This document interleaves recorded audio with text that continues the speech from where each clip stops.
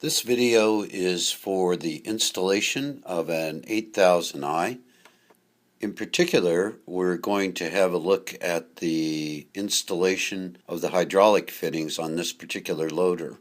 This loader is using a flat-faced O-ring fitting, which is supplied in the kit, and you can see in the video that the hoses going to the lift cylinder have already been removed. And in this particular case, the fitting, flat face O-ring short fitting, has been installed and is being tightened into place.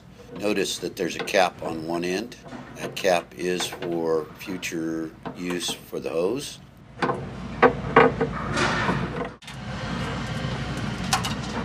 You can see the hose being installed on the top of the fitting at this point. Obviously, the hose needs to be tightened into place, and once tightened into place, it is routed to a dual clamp arrangement that clamps onto the end of the hose. You can see in the video that the hose is being secured into the stop clamp. It's a dual clamp. The sensors are mounted such that they are pointed towards the ground, or the wire is towards the ground. The fitting is tightened, and at some point during the installation we will need to bleed that particular hose as well. Make sure that the air is out of that line. But notice that the hoses are coming into the top of the sensor. The sensor is hanging down from the dual clamp bracket, and the wires are then secured through the articulation point.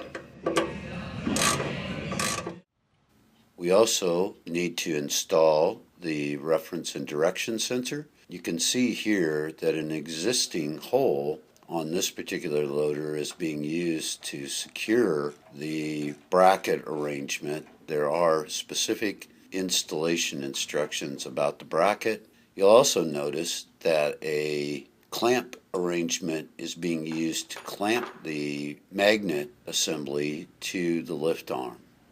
Likewise, all of the cabling from the front three sensors, that would be the reference and direction, and the two pressure sensors, is routed to the right-hand electrical panel. And you'll notice that in the video you will see some wiring being done in what we call the terminator box. On the lid of the terminator box you will find the wiring diagram. You'll also find it in the installation manual itself. But you notice that the wires can be trimmed to fit, and excess can be trimmed off of these wires as you see necessary. Notice that the reference and direction sensor is the multicolored wire, and you'll also notice that the head unit cable is plugged into that junction box. There are some terminals in the terminator that are using more than one wire into one connector.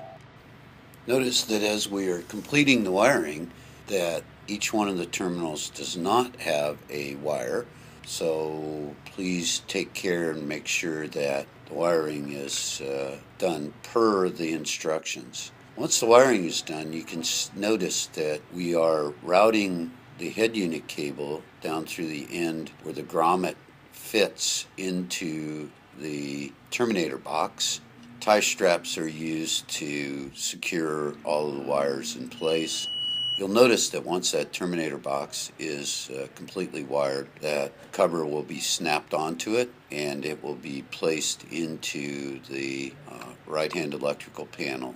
As you saw in the video, we confirmed that the unit has ignition power, and now the cover is going on that box. Normally we would tie strap the cover on to secure it. It does have a snap lock, but we also use a tie strap around the terminator box.